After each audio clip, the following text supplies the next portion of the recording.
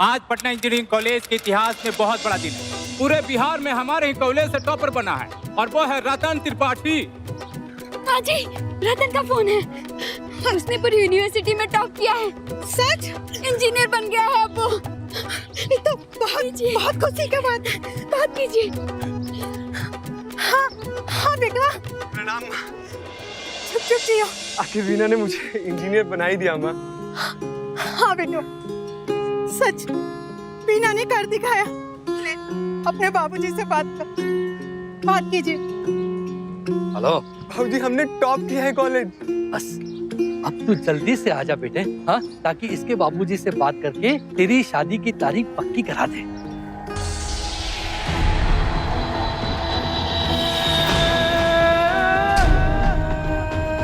बैठो। मैं माफी मांगता हूँ, छोड़ दो इसको। कान पकड़।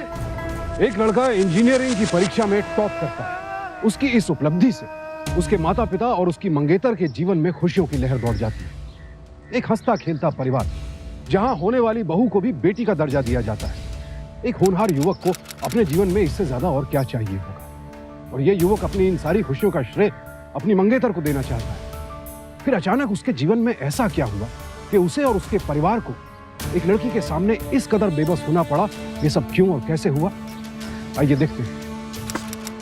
अरे गोबर गणेश है तुम्हारा ये सपूत। 5 साल का कोर्स है, 10 साल में भी पूरा नहीं होगा। अरे चौथा साल भी पूरा नहीं हुआ और लग गई ना ये फिर से कंपार्टमेंट। बस अब और नहीं, और एक पैसा नहीं दूंगा मैं इसे। अरे काहे जवान बेटवा पे गर्मी खा रहे हैं आप।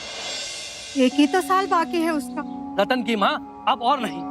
हमने आखिरी फैसला कर दिया है कि इसे आगे नहीं पढ़ाना। वो राम चौक का जो दुकान बंद है उसे हम खोल देंगे और एक अंगीठी और एक कढ़ाई का बंदोबस्त कर देंगे। बस ये वहाँ जलेबियाँ तलते रहे। आजकल लोग बहुत शौक से खाते हैं। अरे बेटा,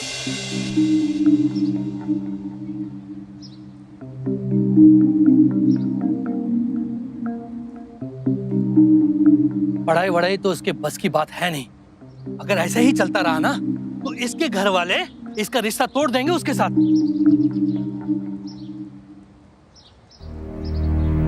अरे जवान बेटवा है, कहीं घर छोड़कर चला गया ना, पछताते रहना बाद में। हमें बचा लो वीना। हम राम चौक पर बैठकर जलेबियां नहीं तलना चाहते। हमारा सपना है कि हम एक कामयाब इंजीनियर बने। तुम्हारा नहीं, हमारा सपना है। लेकिन बाबूजी ने तो पैसे देने से ही मना कर दिया। आखिरी साल बचा, पता नहीं कैसे होगा। घबराओ मत, आगे की पढ़ाई के पैसे तुम हमसे ले लेना। तुम काहे दोगी? तुम काहे दोगी? अरे ये लड़कियों की तरह नखरे मत करो। हमारी सगाई हो चुकी है। अगर हमारी शादी हो गई होती तो हमसे पैसे नहीं लेते। देखो, हमने शादी के लिए कुछ पैसे जोड़ कर रखे हैं और बाकी हम वकील साहब से ले लेंगे जिनके यहाँ हम काम कर रहे हैं। नहीं नहीं, हमें पढ़ाई जरूर करनी है, लेकिन तुम्हारे पैसों से नहीं करनी। ओहो, जिद मत करो अब रतन। हम तुम्हारे सुख दुख के साथी हैं ना। अगर कल हम पे कोई विपत्ति आ पड़ी तो तुम हमारा साथ नहीं दोगे? कैसी बातें कर रही हो? एक बार इशारा तो कर, हम दौड़े दौड़े तुम्हारे पास चले आएंगे। अच्छा, और वो इशारा कौन सा होगा? वो हम क्यों बताएं? तुम्हारा इशारा है, तुम ही बताओ। सच्ची कहते हैं बाबूजी, बिल्कुल गोबर गणेश हो तुम। अच्छा देखो,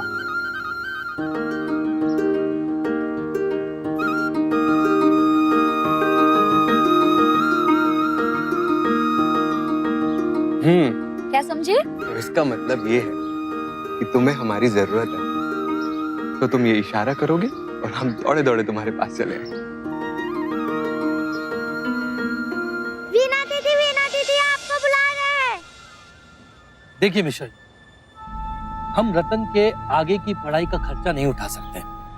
फिर कौन सा उससे नौकरी करवानी है, और वैसे भी वीना बिटिया के साथ तो रिश्ता तय हो ही गया है, तो क्या करेगा पढ़ाई करके? लो, बीना बिटिया आ गई। अब ये वैसे भी आपके घर का अंदरूनी मामला है, अब इसमें हम दखलंदाजी नहीं कर सकते। पापा, ये आप क्या कह रहे हैं? रतन अपनी आगे की पढ़ाई पूरी करेगा और उसका सारा खर्चा हम उठाएंगे। अरे काहे अपना पैसा बर्बाद कर रही है इस निखट्टू पे?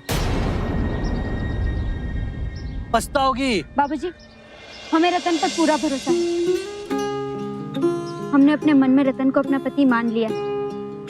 अब वो इंजीनियर बने या ना बने उससे कोई फर्क नहीं पड़ता। बस हम चाहते हैं कि हमारे होने वाले पति का हर सपना पूरा हो। और उसकी पूरी जिम्मेदारी हम लेते हैं।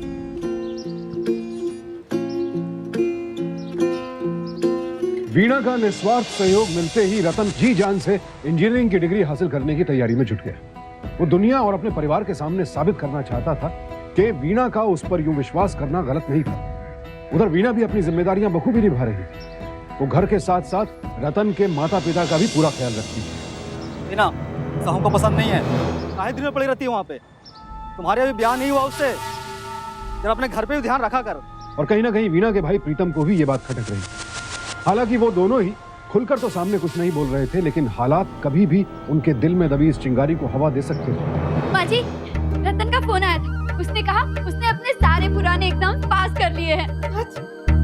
तो फिर फेल हो जाएगा, कुछ नहीं हो पाएगा उससे। बाबूजी, आपको ऐसा नहीं बोलना चाहिए। वो वहाँ पूरी मेहनत कर रहा है। देखो,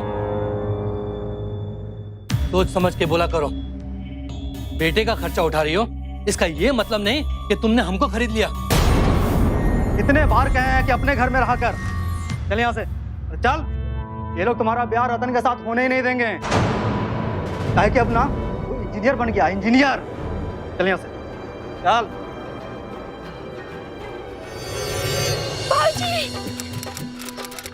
माजी, रतन का फोन है। उसने पूरी यूनिवर्सिटी में टॉप किया है। सच? इंजीनियर बन गया है अब वो। ये तो बहुत खुशी की बात है। बात कीजिए। हाँ बेटा। प्रणाम। चुप चुप जियो। आखिर वीणा ने मुझे इंजीनियर बना ही दिया माँ।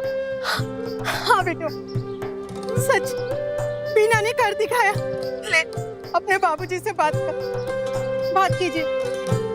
हेलो बाबूजी, हमने टॉप किया है कॉलेज। गोबर गणेश नहीं रहे बाबूजी, अब हम इंजीनियर बन गए। हम जानते हैं और ये भी जान गए हैं कि वीणा बिटिया का यकीन हमारी जीत से बहुत ही बड़ा था। बस अब तो जल्दी से आजा बेटे, हाँ, ताकि इसके बाबूजी से बात करके तेरी शादी की तारीख पक्की करा दे।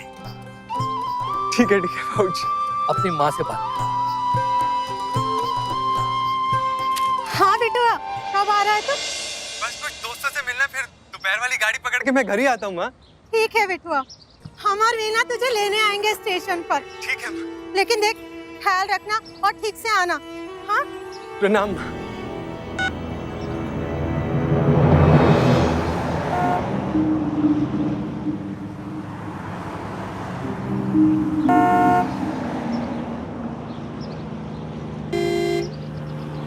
कहाँ जाना है भाई? अरे भैया, स्टेशन जाना है मेरे को। 25 रुपए। अरे क्या बात कर रहे हो भैया, स्टेशन के तो 20 लगते हैं ना।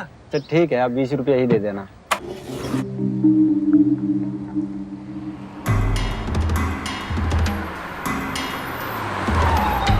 स्टेशन? हाँ भाई, स्टेशन ही जा रहे हैं।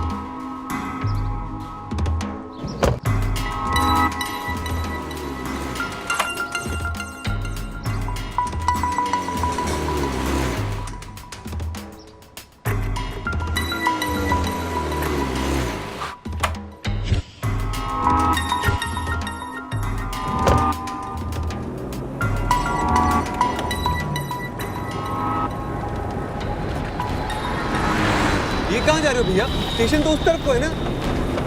रोकिए भैया। क्या की? हुआ? पता नहीं आया क्यों नहीं अभी तक। यही गाड़ी का तो नाम लिया था। क्या करे समझ में नहीं आ रहा। पड़ गया होगा कहीं अपने आवारा दोस्तों के साथ। फुटानी बहुत है ना बड़े साहब का। अब तो इंजीनियर भी बन गया है। अरे आप भी अजीब बात करते हैं। 6 घंटा हो गया गाड़ी को गए हुए, और आपको तो कोनो चिंता ही नहीं। ऐसा कुछ होता तो फोन करता ना हमको। जाइए पता कीजिए। ठीक है, देखते हैं।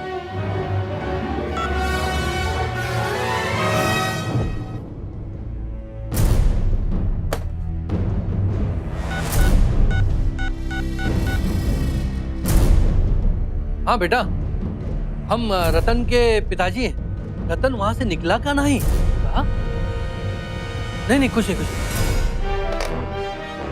क्या हुआ? उसके दोस्त ने तो कहा कि वो दोपहर की गाड़ी से निकल गया?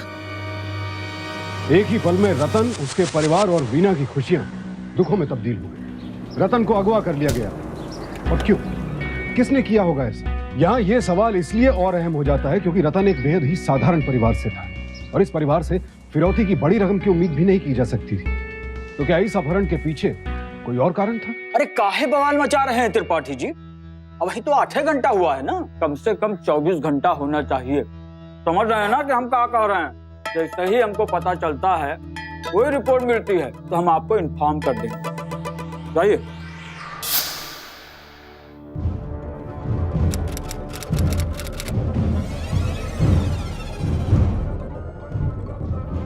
आप तो कह रहे थे कि ट्रेन पकड़ा, उसने तो ट्रेन पकड़ा ही नहीं। ये देखिए।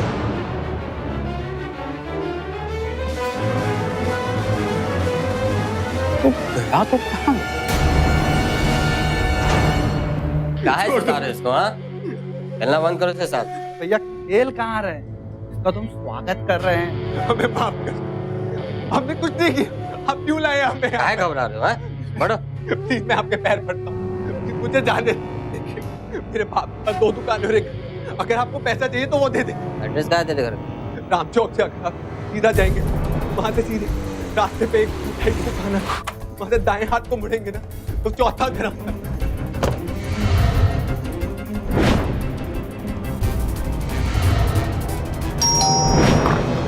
नमस्ते बाबूजी।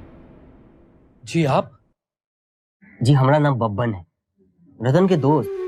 आप पटना कॉलेज में साथ में रहे थे। वो कहा है कि कुछ निजी कारणों से हम अपना पढ़ाई छोड़ दिए, लेकिन एक दिन अखबार में पढ़े कि रतन इंजीनियरिंग में टॉप मारा है। हमको बहुत खुशी, बहुत अच्छा लगा। पढ़ाकू तो था ही हूँ, है ना? तो क्या है कि उससे मिलने की हमको बहुत तीव्र इच्छा हुई। आपसे मिलते हैं, बताइए कहाँ है हमारा लड़का? रतन, ए रतन। नमस्ते माता जी। बेटा कहा बताया मैं आप, वो रतन पटना से घर के लिए निकला था, लेकिन घर पहुंचा ही नहीं।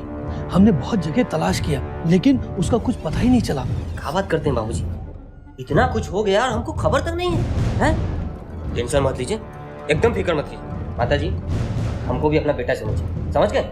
एकदम टेंशन मत लीजिए, हम रतन को ढूंढेंगे। पूरा मुजफ्फरपुर से लेके धनबाद तक में अपना लड़का लोग को पूछे। टेंशन मत लीजिए, सब ठीक हो जाएगा, समझे? चलते हैं, हैं? बाबूजी ऐसा कीजिए, आप अपना फोन नंबर हमको दीजिए। हाँ, 984547। हम फोन करते हैं आपको। हाँ? चलते, प्रणाम।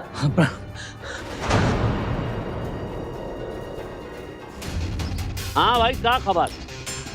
ये लीजिए भैया, वो जो मधुबनी में व्यापारी को दबोचे थे ना, हाँ, तो परिवार वालों ने दिया। देखा हो, ये सब काम ना बकलौल की तरह न किया करो, तनी दिमाग का यूज करो, दिमाग का, समझे? आजकल पुलिसिया लोग बहुत सतर्क हो गवा है। जानत हम क्या कहता हूँ, हमारी छवि भी साफ रहे और ये काम भी न छूटे। अब चुनाव भी तो जीतना है ना। अरे भाई, पहले ऐसे ही लूटते थे, अब विधायक बन के लूटेंगे।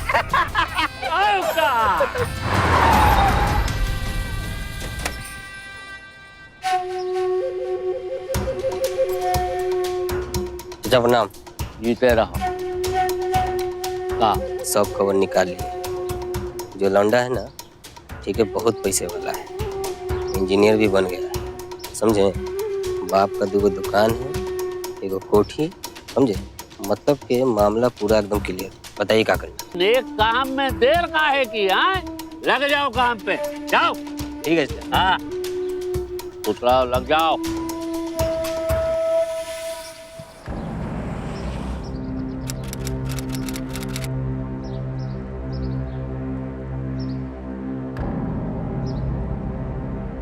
मिल गई शांति तुझे, बना दिया रतन को इंजीनियर। ना ही हम उसे वहां भेजते और ना ही ये दिन देखने मिलता। ये सब ये लड़की की वजह से हुआ है। ये कहाँ अनाप शनाप बोले जा रहे हैं आप? इसमें इनका कोनो गलती नहीं है। देख लिया इनका नाटक। हम तो पहले से ही कर रहे थे, ये लोग अपना बेटा का ब्याह तुमसे नहीं कराने वाले हैं, और अब देखो नया नया तमाशा कर रहे हैं। हमको तो पक्का यकीन है कि यही लोग अपना बेटा को छुपा के रखे हुए हैं। तू चल यहाँ से, चल चल चल। हम उसका इंतजार करेंगे। अच्छा ठीक है, चल हमने पहले। उसका वादा किया था, हम उसका इंतजार करेंगे बाबू। हाँ तो ये है मेहमान हमारे दामाद। अरे शर्मा कह रहे हैं, हम आपके ससुर हैं, बूझे? अरे रे कितना मारे बे, चेहरा बिगाड़ दिए। अब हमारी बिटिया से माफी तुम्हें लोग मांगना। पंडित जी अब बेसी ताम झाम छोड़िए और जल्दी से ब्याह निपटाइए, समझे जी, ताकि हमारे मन को भी शांति मिले। हाँ?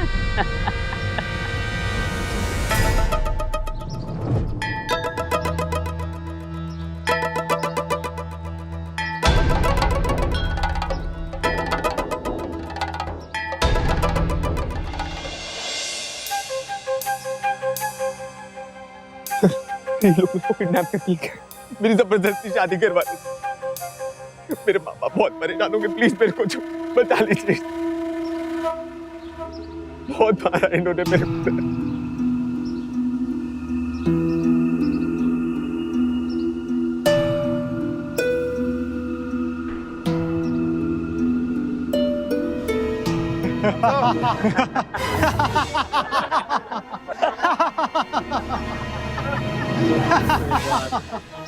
विचलित मत हो मेहमान जी, यहाँ पर ऐसा सब कुछ होता रहता है। वैसे तुम्हें प्राउड होना चाहिए कि तुम पिंटू भैया के दामाद बनने जा रहे हो। अब तुम नई नवेली दुल्हन की तरह नखरे दिखाना छोड़ दो। जाओ जाकर बैठ जाओ, जाओ जाओ जाओ जाओ।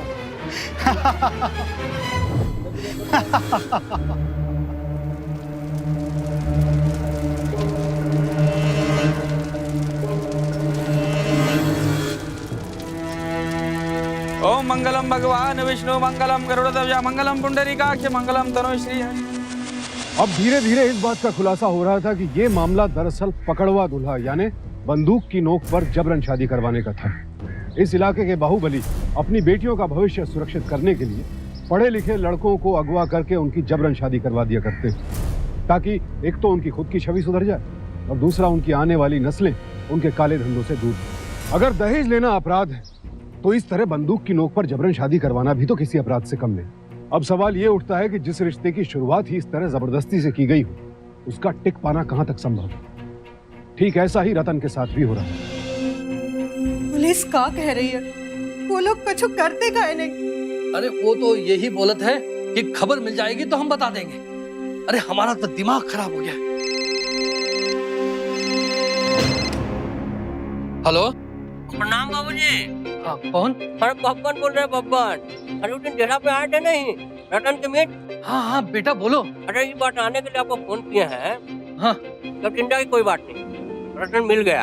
हाँ कहाँ है वो? हम कल ही उसको लेके आ रहे हैं। भगवान तोरा भला करे। अरे रखते हैं फिर। हाँ? ठीक है ठीक है। अरे सुनती हो, हमारे लल्ला का पता चल गया है। वो उसके दोस्त का फोन था, वो कल उसको लेकर आ रहा है।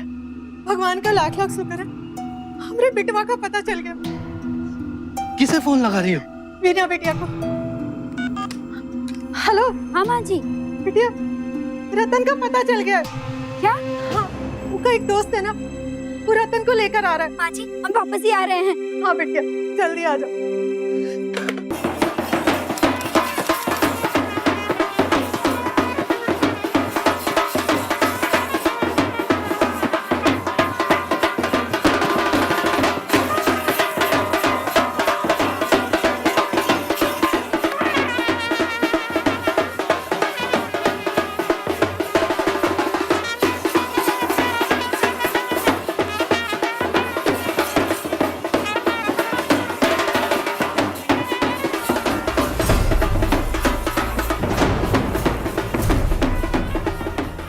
क्या तमाशा है? तमाशा? अरे बाबूजी पहले अंदर चलिए, फिर बताते हैं क्या तमाशा। अरे चलो चलो सीमा, चलो चलो चलो बाबू चलो। देखिए बाबूजी, ये है हमारी बहन सीमा और इसका शादी आपके बेटे रतन के साथ हुई है, तो आज से आपका बेटा पिंटू भैया का दामाद, काहे कि सीमा उनकी बेटी है। तो अब आपको बस 2 बातों का ख्याल रखना है, समझे ना।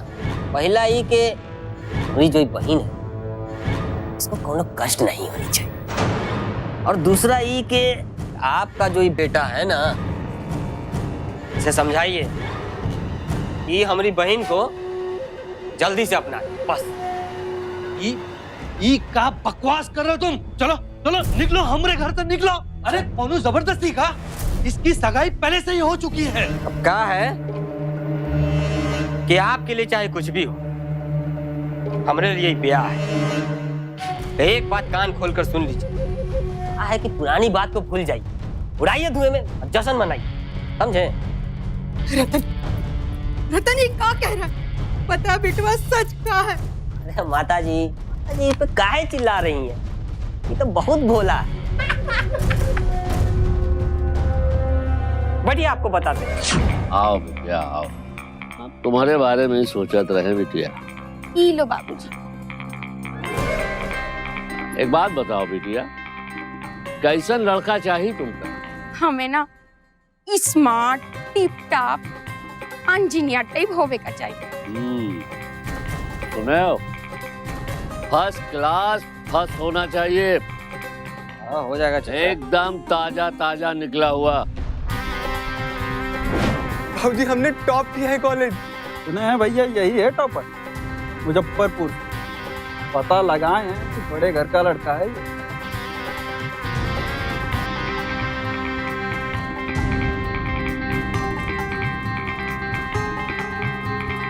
तो ये थे आपके बेटे की कहानी, बुझे? तो एक बात आप लोग कान में तेल डालकर सुन लीजिए। हमने अपनी बहन से कह दिया कि अगर ये घर में तनिक सा भी परेशानी हुआ ना, तो फौरन हमको फोन लगा। अगर उसका फोन आया ना, तो ये घर के माहौल को हम शादी से मातम में बदल डालेंगे, बुझे? अरे बुझे कि नहीं? है? ये कैसे हो सकता है? अरे सब हो सकता है बाबूजी।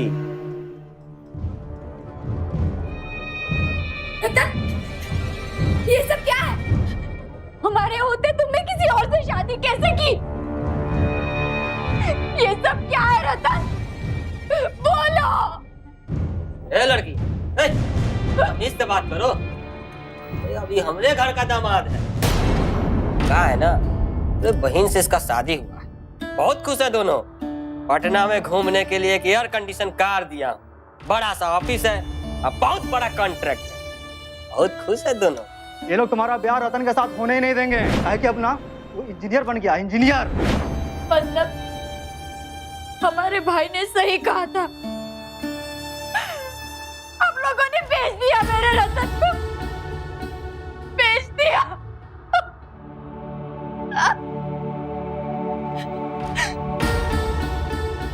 रतन, तुमने ऐसा क्यों किया? क्यों किया?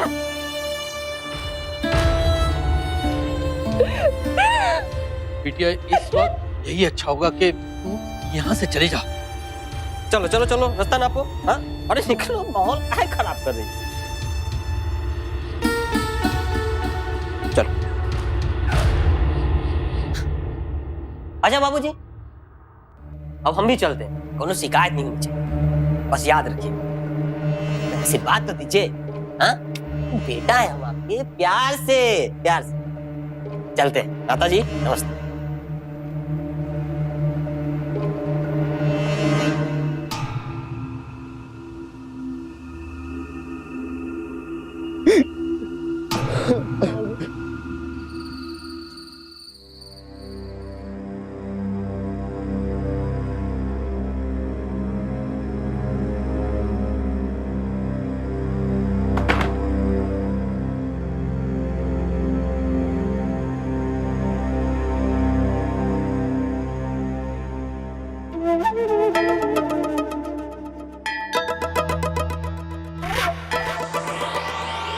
है जी, काहे शर्मा रहे हो?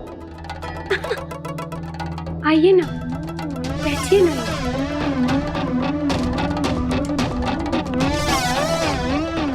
देखो, समझने की कोशिश करो। इस शादी से कोई खुश नहीं रह सकता। उसकी चिंता तुम ना ही करो। एक बार तुम मेरी अदाएं देख लोगे ना, उस चुईया को ना भूल ही जाओगे। तमीज से बात करो तुम। नहीं तो क्या कर लोगे आप? एक फोन घुमाएंगे ना, हेकरी निकल आएगी।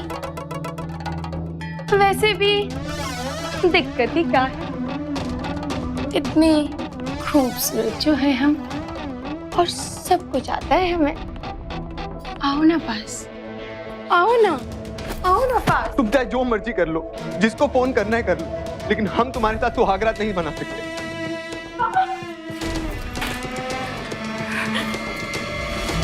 रुको, दिखाओ तुम्हें।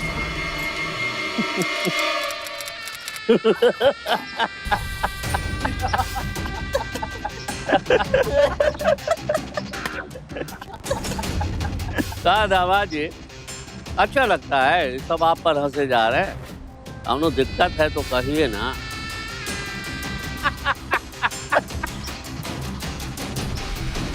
क्या है दामाद जी? भाई, अपनी बेटी को अपनाने में ज्यादा विलंब न कीजिए। हाँ, बहुत जल्दी हमका इलेक्शन का टिकट मिलने वाला है, और टिकट मिलते ही रेलवे के सारे कॉन्ट्रैक्ट आपको दिलवा देंगे, और फिर घर बैठे धन नोट छापिएगा। क्यों बब्बर? चाय भी कोई कहने की बात है यार। आप समझते क्यों नहीं? ये सब जबरदस्ती नहीं होता। पूछता नहीं क्या तुमका? हैं? हम प्यार से समझा रहे हैं, तो सर पे चढ़ के बात कर रहे हो। चचा, यानी प्यार से समझाइए ना, दामाद है, मुझे कि नहीं है? देखो दामाद जी, आखिरी बार समझा रहे, ज्यादा तो की दो, तुमका तुम कुछ नहीं करे। हाँ।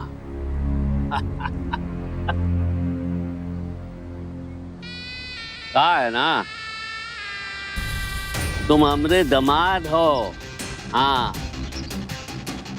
लेकिन तुम्हारे माँ बाप को मार के ऐसी जगह फेंकवाएंगे कि लाश भी नहीं मिलेगी। क्या बाबा? चलो, अब आखिरी बात कह रहे हैं तुमसे, बिटिया का हाथ पकड़ो। जाओ आओ ना, जाओ जाओ भाई। हाँ।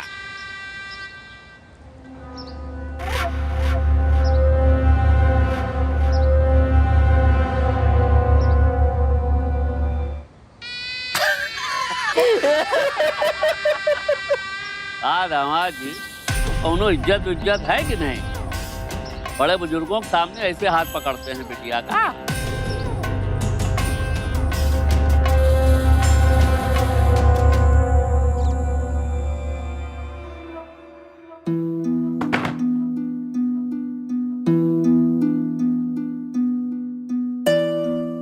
वॉक क्यों खड़े हो जी?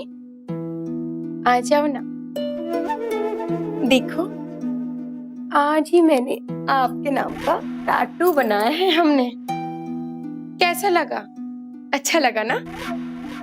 आइए ना, एक बार इसको छू के देखिए ना। आइए।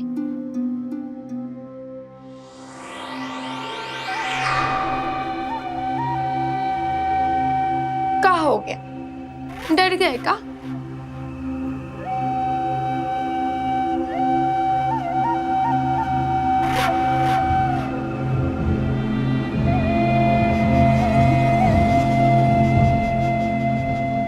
अब मेरे गिट्ठन भी खोलिए ना।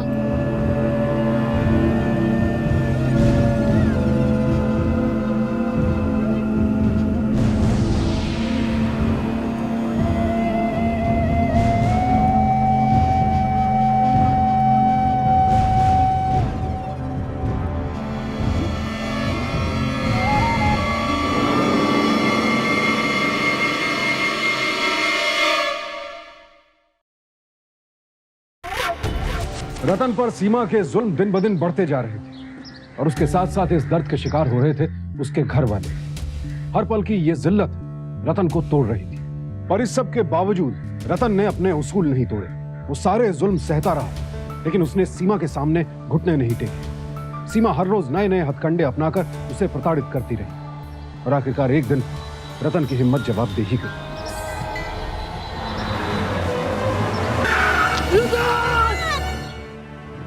माँ जी, ये सब आपने मुझे पहले क्यों नहीं बताया?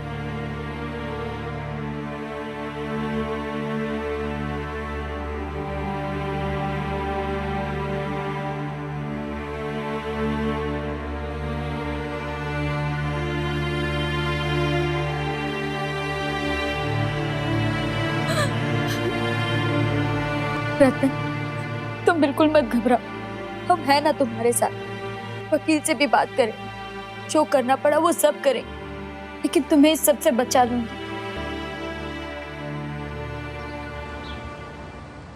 यकीन नहीं होता, अब भी ये सब यहाँ होता है? जी मैडम, केस होता है, केस चलता रहता है, अब बाद में बच्चे कच्चे हो जाते हैं, लोग इस चीज को अपना नसीब मान लेते हैं और भूल जाते हैं। ये सब गलत है।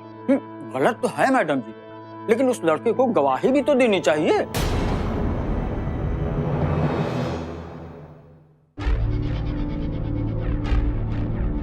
रतन, हम इंस्पेक्टर साहिबा को लेकर आए हैं। इन्हें सब कुछ सच सच बता दो, ये तुम्हें इस लड़की के चंगुल से छुड़ा लेंगे। अरे कहाँ भाग के जा रही है ये लड़की? इंस्पेक्टर साहिबा, देखिए ना, ये लड़की ना हमारे पति के पीछे पड़ी हुई है, हमारी शादीशुदा जिंदगी खराब करना चाहती है। लेके जाइए इसको यहाँ से। रतन, बोलो रतन, रतन बोलो। देखिए, हम सब समझते हैं, लेकिन जब तक रतन कुछ नहीं बोलेगा हम कोई भी कार्रवाई नहीं कर सकते। I am sorry. इंस्पेक्टर साहिबा, इंस्पेक्टर साहिबा! मैंने हेडक्वार्टर में इस केस के बारे में बात कर ली है। पिंटू भैया के खिलाफ कोई खड़ा नहीं होगा, लेकिन रतन गवाही दे दे तो हम पिंटू भैया को पकड़ सकते हैं, क्योंकि तभी केस बनेगा। इतना प्यार से समझाया, समझ में नहीं आ रहा है क्या? आज टिकट मिलने के बाद हमारी एक कॉन्फ्रेंस है, अब वहाँ हम आपको सबके सामने लाएंगे, वहाँ सब लोग आपको जानेंगे, पूरा शहर में आपका इज्जत होगा। अब बताइए, ये सब नहीं चाहिए क्या? चाहिए ना? आज हमको गुड न्यूज मिल जानी चाहिए, नहीं तो कल सुबह आपको बैड न्यूज मिल जाएगी। वो छोकरिया है ना बीना, वो किसी ट्रक के नीचे आ गई। हाँ,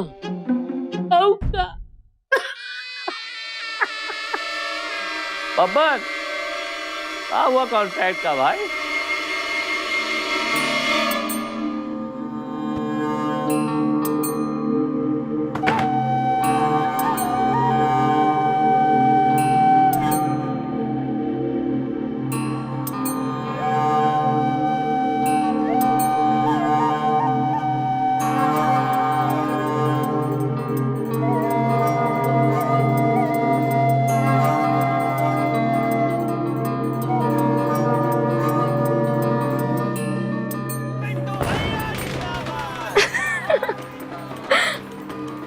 डरती है जो आप? वो कहा है ना, बापूजी को टिकट मिल गया है, उसीलिए पटाखे फोड़ रहे हैं बाहर, हंगामा हो रहा है। एक बात बताओ, आप ना लगती हो उनके लिए, सच्ची।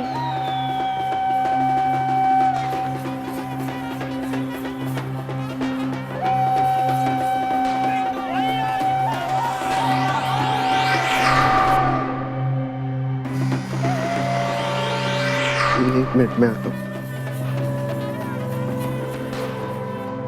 पिंटू भैया को अपना कीमती वोट देके जिताइए और बताइए कि कितना चाहते हैं आप लोग। उनके घर के बाहर सब लोग जमा हो जाइए और अपना अपना कीमती वोट दीजिए।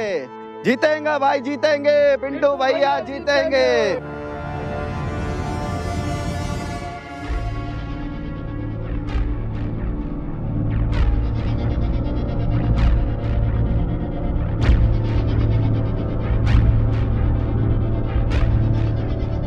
सीमा दीदी जल्दी करो, बाबूजी तुमको और जवाई राजा को बुला रहे हैं।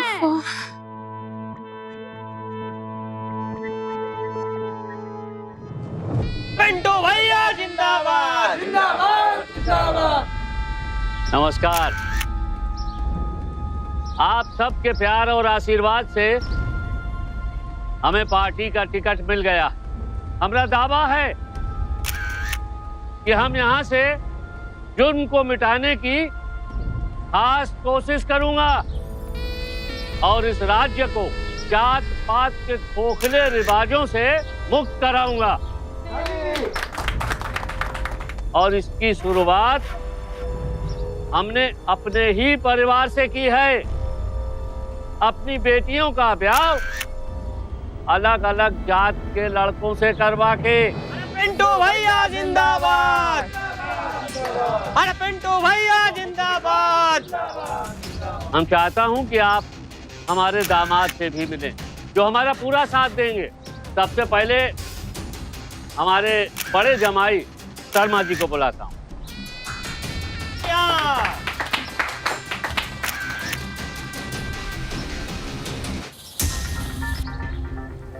पिंटू भैया सिर्फ नाम ही काफी है।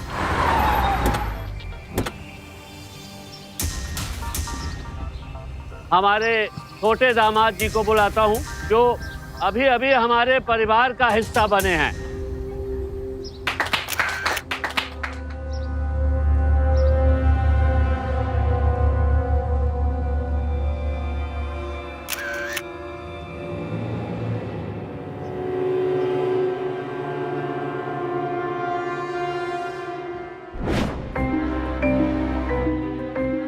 रतन रो मत, हौसला रखो।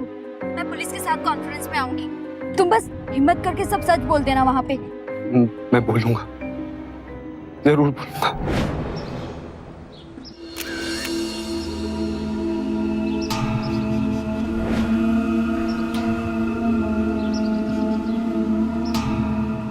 पिंटू भैया, इनका नाम सुनते ही